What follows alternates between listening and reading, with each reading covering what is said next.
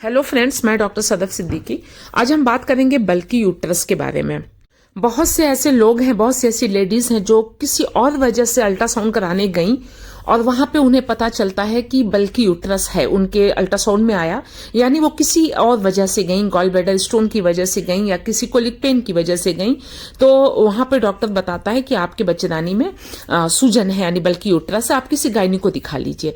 तो 50% जो ultrasound ladies कराती हैं उसमें 50% लेडीज को बल्कि यूट्रस निकलता है। तो बल्कि यूट्रस घबराने और परेशान होने वाली बात नहीं है। दिक्कत है अगर उसमें आपको सिम्टम्स आ रहे हैं, कोई परेशानी है, तो उसको ठीक करना बहुत जरूरी है। और अगर कोई भी आपको परेशानी नहीं है, यानी लोअर एब्डोमेन में किसी तरीके की दिक्कत नहीं है, पीरियड्स में कोई दिक्कत नहीं है, तो बल्कि यूट्रस को ट्रीट करने की कोई भी जरूरत नहीं है। बल्कि यूट्रस, बल्कि मीन्स कोई चीज में स्वेलिंग होना, तो बल्कि यूट्रस मतलब बच्चेदानी का साइज बढ़ जाना। ऐसे नॉर्मली जो बच्चेदानी का साइज होता है वो 7 सेंटीमीटर लंबाई में और 5 सेंटीमीटर चौड़ाई में होता है। ये डिपेंड करता है अलग अलग लोगों पे कि हर किसी का साइज सेम नहीं होता, हर किसी में कुछ ना कुछ थोड़ा बहुत ऊपर नीचे साइज होता है। लेकिन जब स्वेलिंग होती है तो इसका साइज बढ़ जाता है। अब हम बात करेंगे कि क्या मेन वजह है जिसकी वजह से आपका बल्कि यूट्रस आता है। इसमें सबसे एक नंबर पे है फाइब्राइड यूट्रस, नंबर 2 एडेनोमायोसिस, इसके बाद हाइपरप्लाजिया और कई चीजें हैं, कैंसरस डिजीज हो गई, एंडोमेट्रियल कैंसर हुआ, उन सब चीजों में जो है आपका ये बल्कि यूट्रस आता है। तो सबसे पहले बात करेंगे हम फाइब्राइड यूट्रस का। फाइब्राइड जो है वो 2-3 तरह का होता है, यानी बच्चेदानी के जो अंदर के लेयर में होता है, सब म्यूकोजल फाइब्राइड जिसको हम बोलते हैं, और एक होता है बच्चेदानी के बीच वाली परत में, यानी मैस्कुलर परत में, वॉल में, वो इंट्रामुरल है। और तीसरा जो फाइब्राइड होता है वो सब सेरोजल, जो बाहर के साइड में होता है। तो जो 2 फाइब्राइड हैं, सब म्यूकोजल और इंट्रामुरल, ये 2 फाइब्राइड जो है इनको सही करना जरूरी है, क्योंकि इसमें दिक्कत भी रहती है। इसमें जो पीरियड्स हैं उसमें दिक्कत है, इरेगुलर पीरियड है, और जो है प्रेगनेंसी, सबसे बड़ी बात है कि बच्चा रुकने में, यानी प्रेगनेंसी कंसीव करने में बहुत दिक्कत आती है। और जो तीसरा वाला है वो कभी कभी आपको, यानी जो बाहर के साइड में फाइब्राइड है उसका कभी कभी तो आपको कोई दिक्कत नहीं आती है, लेकिन अगर उसका साइज एक्सेस बड़ा है तो वो फिर आपका पीछे यूरिन ब्लैडर पे जाकर के दबाव देता है, जिसकी वजह से बार बार यूरिन का आना, और लैट्रिन की तरफ जो है पीछे आंतों पे दबाव डालता है, जिससे कब्ज होना और हैवीनेस महसूस करना। पेट का जो निचला पार्ट है वो हरदम हैवी महसूस होगा। तो इसलिए उसको फिर देखना जरूरी है कि उसका साइज कितना बड़ा है। अगर साइज ज्यादा है तो उसको ऑपरेट करना जरूरी होता है। बाकी आगे जो है एडेनोमायोसिस, सेकंड नंबर पे जो हम बात करेंगे बल्कि यूट्रस के लिए, वो एडेनोमायोसिस है। एडेनोमायोसिस क्या है? एडेनोमायोसिस में क्या है, जैसे यूट्रस यानी बच्चेदानी के अंदर की जो परत होती है एंडोमेट्रियम, वो हर पीरियड के दौरान टूटती है और वो बाहर निकल जाती है।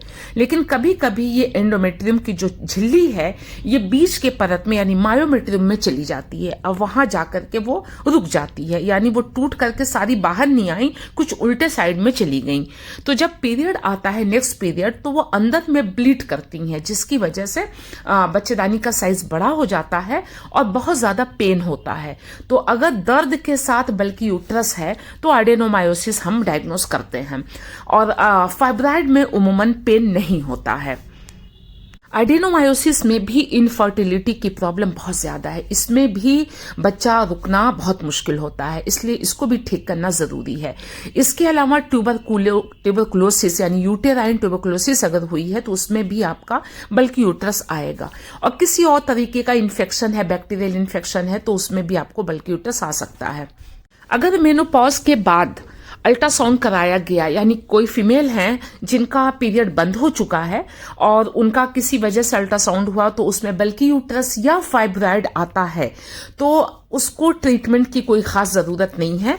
पीरियड बंद होने के बाद वो धीरे धीरे जो फाइब्राइड होता है वो अपने आप से खत्म हो जाता है। यही सब वजहें हैं बल्कि यूट्रस की।